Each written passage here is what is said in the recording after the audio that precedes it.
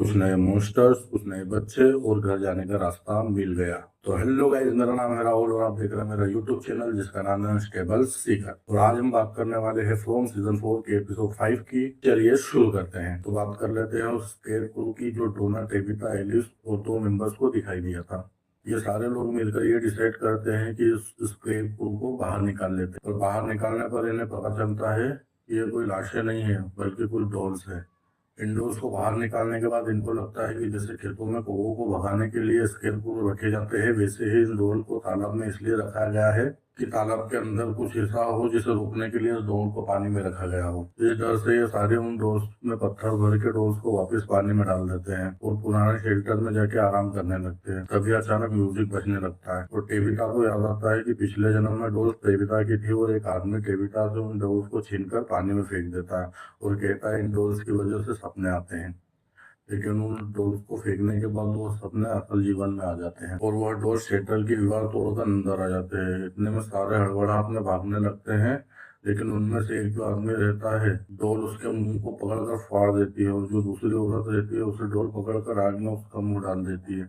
लेकिन उसी वक्त उस औरत को एलिस बचा लेता है और एक डॉल डोना को पकड़कर साइड में फेंक देती है और डोना को मारने की कोशिश करती है। तभी टेबिता उन पुराने कंकाल के ढांचे से उस डॉल को मार देती है और कहती है मुझे पता है इन्हें कैसे मारना है। अब आते हैं क्रिस्टी, मेरेली, सोफिया, केनी, जूली और रेंडल पर। तो वही जूली रेंडल से लड़ रही होती है कि मुझे वापस उन खंडर में जाना है और रेंडल उसे समझाता है कि उन खंडर में जाने से कुछ नहीं होगा, तुम अपने पिता को नहीं बचा सकती।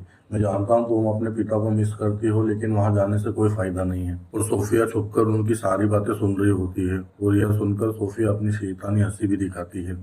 इधर मेरे लिए एम्बुलेंस में कुछ सामान लेने जाती है और अपने हाथों को जंजीर में लगा हुआ महसूस करती है, जैसे उन खंडर में बंद किया हुआ था उसको। जब उसे अभी भी वही दौरे आ रहे होते हैं। जब वह वापस क्लिनिक आती है तब तो सोफिया मेरिली का हाथ छूकर उसे वापस उस खंडर का एहसास करवा देती है। मेरिली के दोनों हाथों में जंजीर होती है और उसे लगता है वह अभी खंडर में ही है। वो चिल्लाने लगती है।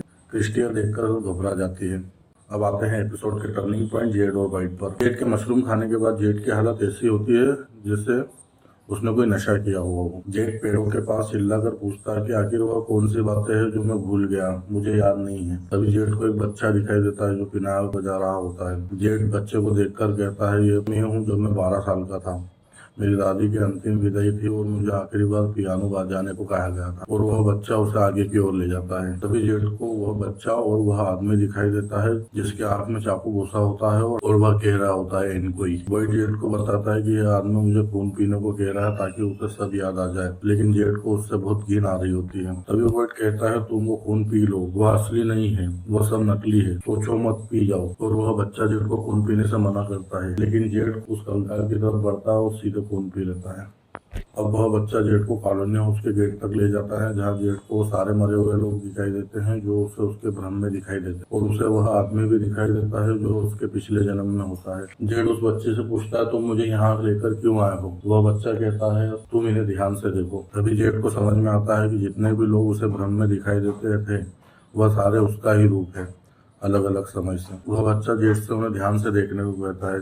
जेड उन्हें ध्यान से देखता है जो वो जेड को पता चलता है कि उसके हर रूप को कभी भी किसी मॉन्स्टर ने नहीं बल्कि टाउन में रहने वाले लोगों ने ही मारा है। जेड पूछता है कि मुझे बताओ यहाँ से बाहर कैसे निकलना है, जो हर बार हो रहा है उसे कैसे बदलना है। और वह बच्चा उन्हें कॉलोनी हाउस के एक सीक्रेट गेट से जमीन की गुफाओं तक ले जाता है जहाँ उन्हें इनको बच्चों की बलि दी गई होती है। इधर वाइट भी जेड को नहीं दिख रहा था, तभी मॉन्स्टर वहाँ आ जाते हैं और जेड को पकड़कर एक ताबूत में बंद कर देते हैं और उस ताबूत में कुछ बच्चे भी बंद होते हैं जो जेड इनको सुनते ही जोर से चिल्लाता है और जेड की आंखें खुलती है सीधी कुर्सी पर और वहाँ वो चिल्ला रहा होता है। बॉयड जेड को उठा देता है। जेड की आंखें खुलते ही बॉयड से पूछने लगता है कि हम यहाँ कैसे आए, हम शेरिफ ऑफिस कैसे पहुंचे। बॉयड कहता है तुम पिछले 1-1.5 घंटे से यहीं हो, तुम कहीं नहीं गए, कभी खिड़की के पास कभी इस कुर्सी पे। तभी जेड कहता है मुझे बाहर जाने का रास्ता मिल गया है, शायद मैं जानता हूँ वहां से बाहर कैसे निकलना है। और एपिसोड का एंड हो जाता है। तो वीडियो अच्छा लगा हो तो लाइक करें, शेयर करें और सब्सक्राइब करें।